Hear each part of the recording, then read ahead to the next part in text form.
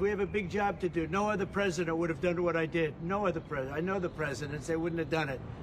And it had to be done. What was happening to us on trade, not only with, if you look at it, not only with China, but China was by far the biggest abuser in history, and others also, but somebody had to do it. They had to stop because it was not sustainable. Last year, China made $1 trillion off trade with the United States. That's not right. And now I've reversed it. It's for a short period of time, but we made $2 billion. We're making now $2 billion a day. And somebody had to do it. Roger actually said it. Charles Schwab was here a little while ago, one of the great financial people, and he said he's been waiting for 40 years for somebody to do what I did over the last month. And if you didn't do it, you wouldn't have a country. It wouldn't be sustainable. So I'm honored to have done it. And, look, nothing's over yet, but we have a tremendous amount of spirit from other countries, including China. China wants to make a deal. They just don't know how quite to go about it. It's one of those things they don't know how quite. They're proud people. And President Xi's a proud man. I know him very well. And they don't know quite how to go about it, but they'll figure it out. They're in the process of figuring it out, but they want to make a deal. And we have many other countries, as you know, many more than 75, and they all want to come. And they want to come here, or they'll go to Commerce, or they'll go to Treasury. We have our great senators here and congressmen. They'll call John. They'll do somebody. They'll go through somebody, but they're all calling. How do we do this? They all want to make a deal. Somebody had to do what we did, and I did a 90-day pause for the people that didn't retaliate, because I told them if you retaliate, we're going to double it. And that's what I did with China, because they did retaliate. So we'll see how it all works out. I think it's going to work out amazing. I think that our country is going to be at the end of a year or shorter, but I think we're going to have something that nobody would have dreamt possible. A man like Roger Penske, I don't want to get him in trouble with China, so I won't, but he would know that someday you have to cut the bow and you have to do what you have to do, right, Roger? And that's what I did, and I'm very happy to have done it. Mr. President, was there anyone the Prime Minister of Greece just told Breitbart's Matt Boyle that he thinks absolutely the European Union and the United States could work out a trade deal that's win-win and, quote, mutually beneficial to both sides. What do you think about the Prime Minister's comments, and do you think a deal could be struck with the European Union? First of all, I know him. He's a good man, and I appreciate his comments. Yeah, a deal could be made with every one of them. A deal's going to be made with China. A deal's going to be made with every one of them. And there'll be fair deals. I just want fair. There will be fair deals for everybody. But they weren't fair to the United States. They were sucking us dry, and you can't do that. We have $36 trillion of debt for a reason. We don't have it there for fun. They have it for a reason. And people took advantage of our country, and they ripped us off for decades. I've been thinking about this for decades. If you ever saw me on television, I was young like these guys. And it was the good old days, I'll tell you, Roger.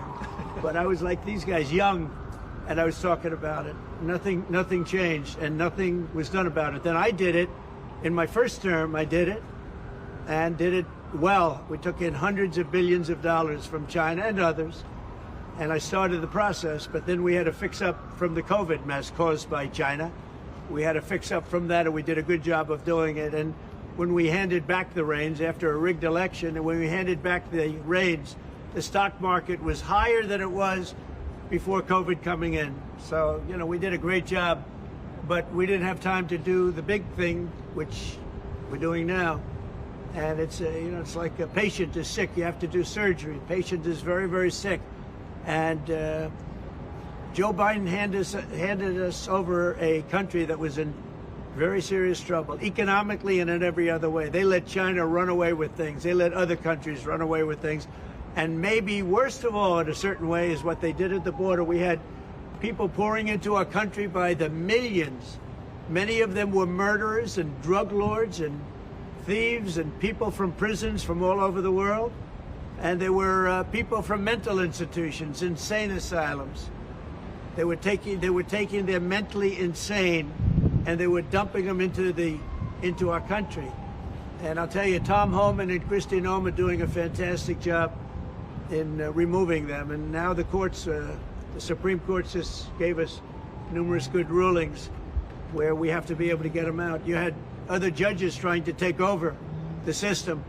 And think of it, they take over. They want these people coming back, Tren de Aragua from Venezuela, the Venezuela jails that cut off the fingers of a man in Colorado. They cut off his fingers because he called the police looking for help.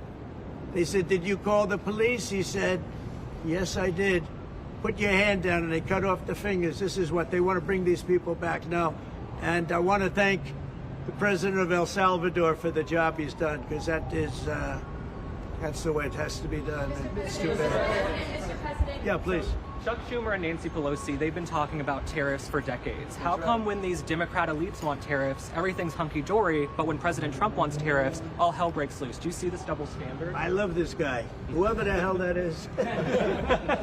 That's really nice. I appreciate that question. No, Chuck Schumer, Nancy Pelosi, everybody knew you had to do it, but they never had the guts to do it. It does take guts. It even takes guts for our country to go through it. That's why I say be cool. They were saying about, see, just be cool. It's going to work out. It's going to work out, and it's working out. I can tell you, working out maybe faster than I thought. But I said it's going to take a little conditioning. It's a transition to. It's really, I think it's a transition to greatness. It's going to be greatness. Our country is going to be. There'll be nothing like it, and people investing in our country, they're going to do better than they've ever done before. We have more car manufacturers, Roger, coming into our country now. Speaking of cars. We've never seen anything like it. And they're coming in because of the election, but they're coming in because of the tariffs, because they don't want to pay 25 or 50 or whatever it may be. They don't want to pay that. They can't pay that. We had 3 cancellations in Mexico, building a plant. They're all coming into the United States. Canada, they're coming in. From China, they're coming in from everywhere. And that's just cars. We have chip makers come. We're the biggest chip maker in the world from Taiwan, coming in, spending $3 billion to build plants, and mostly a big plant. This is a hell of a plant when you spend the kind of money that they're going to go $200 to $300 billion, not million. You know, you'd say million would be the right number. It's not. $200 to $300 billion. Think of that, $300 billion. If you look at Apple is going to spend $500 billion building a plant. They wouldn't be doing that if I didn't do this. They'd just keep building them in China. And that's unsustainable. It's not a pleasant thing to do, but I appreciate the question. And, you know, interestingly, Chuck Schumer and Nancy Pelosi, Crazy Nancy, they've wanted to do this for years, but they never had a president that had the guts to do it, because it does take guts, believe me. Was it the bond markets that persuaded you to reverse course? I was watching the bond market. The bond market is very tricky. I was watching it, but if you look at it now, it's beautiful. The bond market right now is beautiful. But yeah, I saw last night where people were getting a little queasy. I think everything had. Well, the big move wasn't what I did today. The big move was what I did on Liberation Day. We had Liberation Day in America. We're liberated from all of the horrible deals that were made, all of the horrible trade deals that were made. And I was helped by people just like this, senator, congressman, and friends, right? And we had great help in the Senate. Our Republican senators have been amazing. They stood tall. And likewise in the House. And John Thune has done an amazing job. Barrasso has done an amazing job. I mean, I can't think of a senator, really. We had tremendous support. We got a bill passed the other day with almost unanimous support in the Senate, and I think we're going to get that in the House, too. And I have to tell you that Mike Johnson is a great speaker. He's done a fantastic job. We had a majority of 1, now we have a majority of 7. And you don't realize how big 7 is until you have a majority of 1. 7 sounds like so much. But we're doing well. But Mike Johnson and John Thune have done a really great job. Mr. President, was there anyone who influenced your decision? Did you speak with anyone, you know, Jamie Dimon? Did you speak with anyone? Well, I watched Jamie Dimon on Maria Bartiromo's show this morning, and he was very good. He said that, actually made the statement to effect that something had to be done with the tariffs and trade. He said that. He said, look, you know, at some point, but he said something has to be done with tariffs and trade. he understood it. He's very smart and very a genius financially. He's done a fantastic job at the bank. And he knows that. Everybody knows that. Anybody that's even a little bit smart knows it. It wasn't sustainable what was happening. Somebody had to pull the trigger. I was willing to pull the trigger. This should have been done long ago. Just like Biden should have stopped the border long ago. I mean, allowed 21 million people plus into our country, many of whom should never have been allowed out of prisons and jails. They came out of prisons and jails from all over the world. And now we're getting them out, bringing them back to their countries. But it's should have never been done. Yeah, go ahead, please.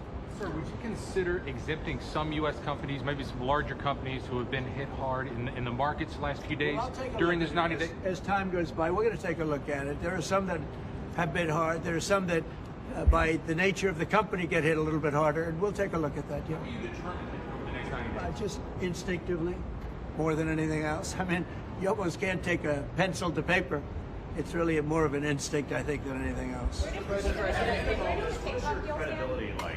Because you said that these tariffs would go into effect on Monday. You said no pause. And today there is a pause. So how can people believe your word today? It's not a question of that. You have to have flexibility.